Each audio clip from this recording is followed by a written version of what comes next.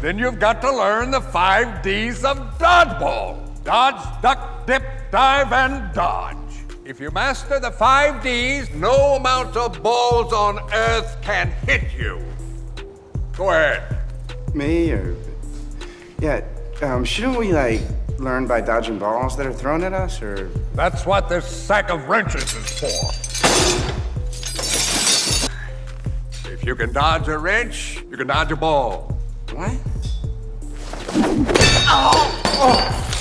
In the immortal words of Patches O'Houlihan from Dodgeball, the 5 Ds are dodge, duck, dip, dive, and dodge. And honestly, if you squint just a little and toss in some subpoenas, redacted PDFs, and a high-powered PR firm, you're basically watching Blake Lively's legal strategy in real time. This isn't a lawsuit anymore. It's performance art with footnotes. And Blake? She's flinging the dodgeballs like her reputation depends on it. Because it does. I know it sounds crazy, but just listen and let me break it down. 1. Dodge. When in doubt, pretend you never saw it. The Deposition Transcript. The 292-page courtroom novel we weren't supposed to read. Blake's team tried everything short of sending it into outer space to keep it sealed. And when that didn't work, they begged the court to pretend it doesn't exist. Not just sealed, struck. As in, wiped off the record like a bad selfie when your forehead looks too big. Like the public shouldn't even know it happened. They didn't argue that it was false. They didn't say it was fabricated. They just said it made her look bad. It's giving, Your Honor, I tripped over my own words. Be a dear and punish his attorney for making me trip. The truth is, that transcript was never the problem. The panic was. Because once that thing goes public, the illusion cracks. All that curated trauma branding Blake's team has leaned on, poof, gone. Suddenly, people can read her words instead of her press statements. And it turns out, that was the actual threat. 2. Duck. If they hit you with facts, cry harassment. Brian Friedman, the guy Blake's legal team now refers to as a threat to Western civility because he gave interviews? Yep. Blake's lawyers filed a motion to sanction him for saying things in TMZ on Billy Bush and Megyn Kelly. No legal leaks, no sealed docs, just vibes they didn't like. They went so far as to attach full podcast transcripts and news quotes as exhibits, literal receipts, not because anything was wrong, but because it bruised their storyline. They're calling it unprofessional. They're calling it a campaign of harassment. But here's the thing. Friedman didn't start this PR war. Blake did. Her team leaked the lawsuit to the New York Times. They subpoenaed over 100 content creators. They turned the courtroom into a red carpet. Friedman responded, they cried foul. It's like setting a building on fire and suing the firefighters for breaking your windows. 3. Dip. Slip out of responsibility by playing the victim card.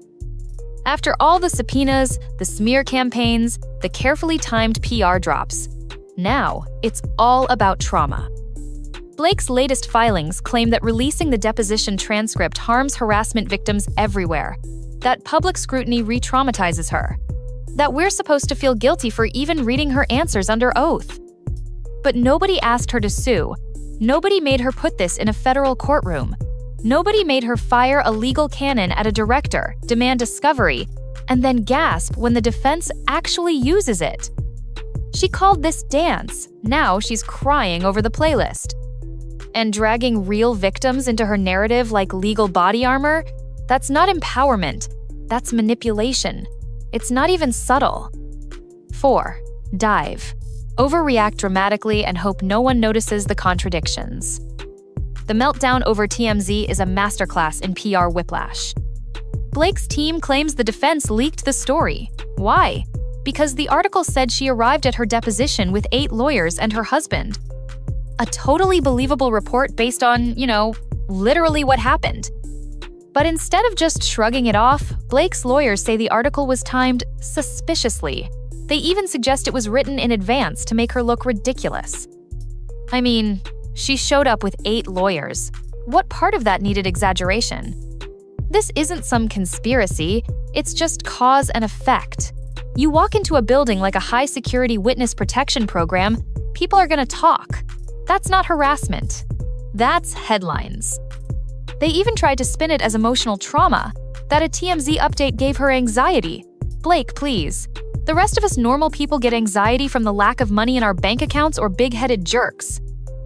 5. Dodge again. When it all starts falling apart, just blame everyone else again. When all else fails, Blake's team has one last move.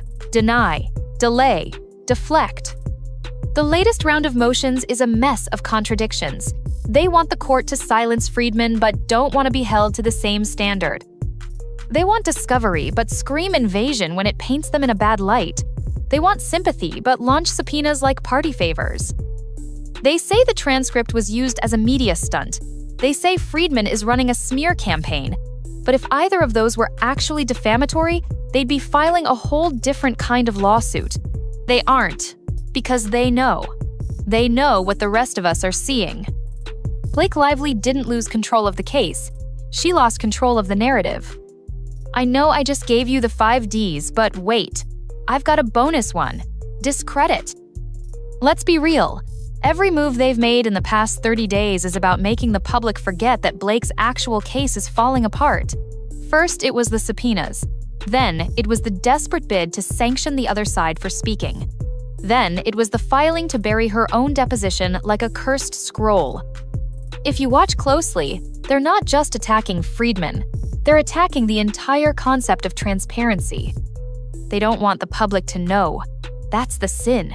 That's what they're trying to punish. The truth was never their weapon. It was the thing they hoped no one looked too hard at. So, what now? Here's the quiet part they're screaming in italics. This whole thing only works if nobody asks questions. Blake's team thought they could control the optics, control the press, control the courtroom. And when none of that worked, they tried to control the conversation. But you can't play dodgeball with the truth forever.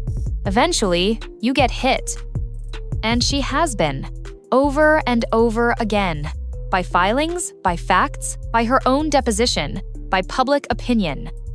You can only duck so many times before people start asking what you're hiding from. So yeah, Blake Lively may have started this legal saga swinging with both hands. But now she's just flinching. And the courtroom is no longer the stage she wanted. It's the scoreboard she can't erase. You don't sue someone, blast it to the New York Times, subpoena 100 content creators, and then play victim when someone fights back. That's not courage, that's cowardice in couture. Every single one of these filings is dripping with panic. Not legal panic, image panic, reputation panic. The kind of fear that comes from realizing your name doesn't carry the weight it used to.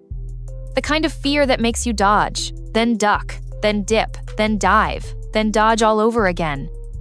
But the problem is, the truth isn't a ball. It doesn't stop when you duck. Eventually, it hits you in the face. And from where I'm standing, it just did. And hey, if you've been following this wild saga and screaming at your screen like I have been, now's your time to make it count. Like, comment, subscribe. Let me know what you think. Was this always doomed to fall apart? Or is the Lively PR machine just officially out of gas? All content in this video is commentary, opinion, and analysis based on publicly available court filings and reporting. Everyone is innocent until proven guilty in a court of law. And every celebrity is free to dodge a dodgeball, but not the receipts.